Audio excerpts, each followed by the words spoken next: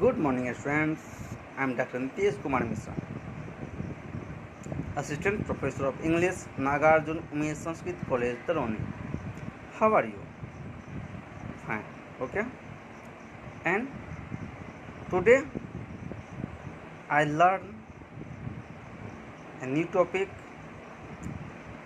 simple, compound, and complex sentence. Okay. Have you remember what is sentence? A group of words that makes a complete sense is known as a sentence. Okay. As you see some example, his courage won him honor.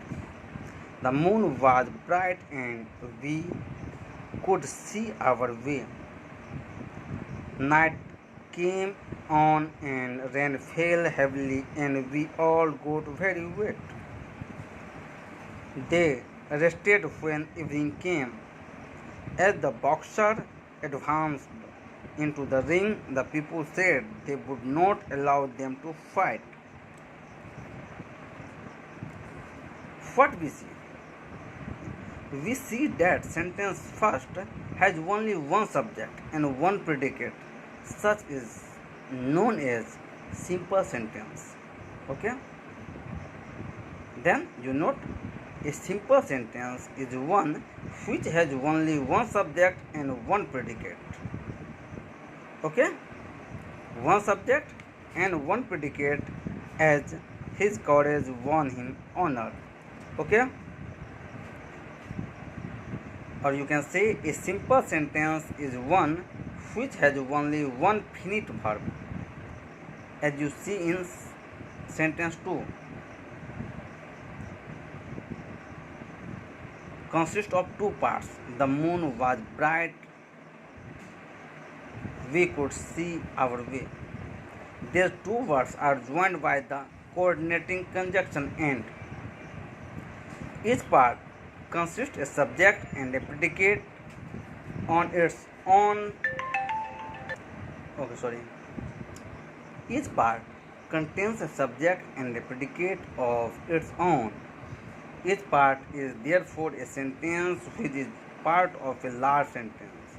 In other words, each part is what we call a clause.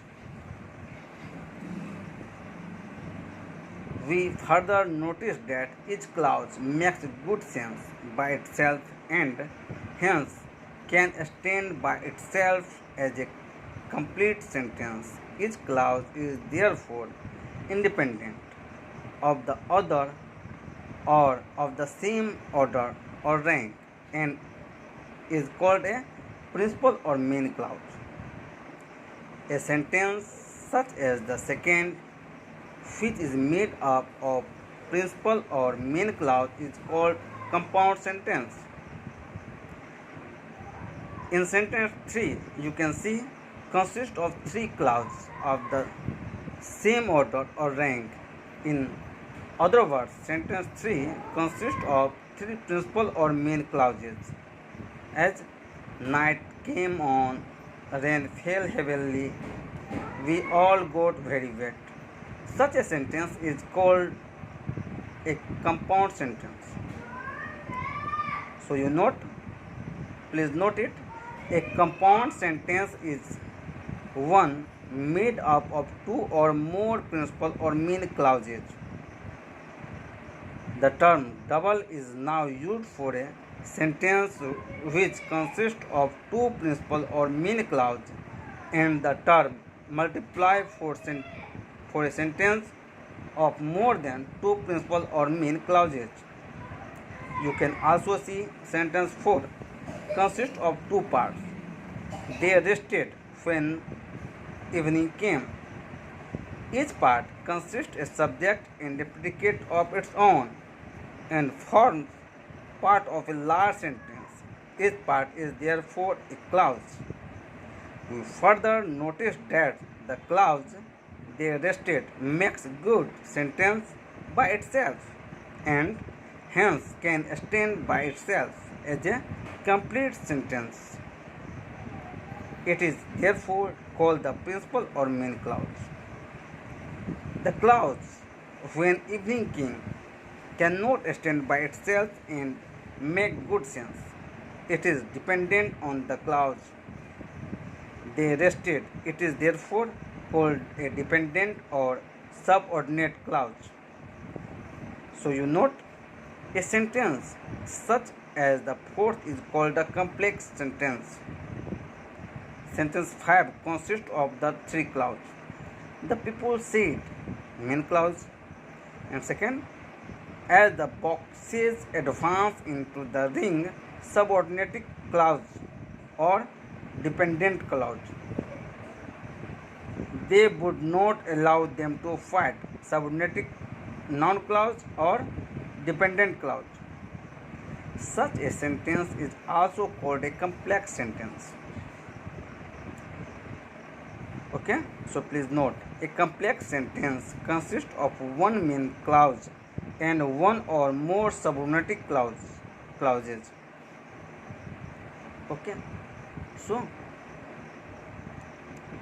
note the some compound sentence and notice the coordinating conjunction joining clauses of equal rank. So please note it. I shall go it now, or I shall not do it at all.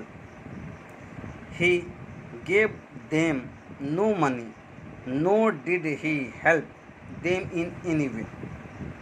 He threw the stone, but it missed the dog. He neither obtained success nor deserved it. He is either mad or he has become a criminal. I both thanked him and rewarded him. State which of the following sentences are compound and which are complex. In the case of a compound sentence, separate the coordinating clauses of which it is composed and mention the conjunction connecting these clauses. If a sentence is complex, divide it into its clauses and state the principal clause and the subordinate clause or clauses. As the horse reared and the rider was thrown, walk quickly, easily you will not overtake him. The town in which I live is very large. I called him, but he gave me no answer. I agreed to your proposals, for I think them reasonable. I went because I was invited. Either he is thrown or some passing ship has saved him. I returned home because I was tired. They always talk who never think. He came oftener than we accepted. He blushes, therefore he is guilty. A guest is unwelcome when he stays too long. Whatever you do, do well. He must have done his duty, for he is a consistent man. He rushed into the field and foremost fighting fell. Man proposes, but God disposed. Where ignorance is bliss, it's folly to be wise. Listen carefully and take notes. The heavens declare the glory of God, and the firmament showeth his handiwork. He tried hard, but he did not succeed. Okay? So, in the sentence, you pick the compound sentence and separate the coordinating clauses of which it is composed and mention the conjunction connecting these clauses. Okay, thank you. If you have any problem, please call me. Okay, bye, have a nice day.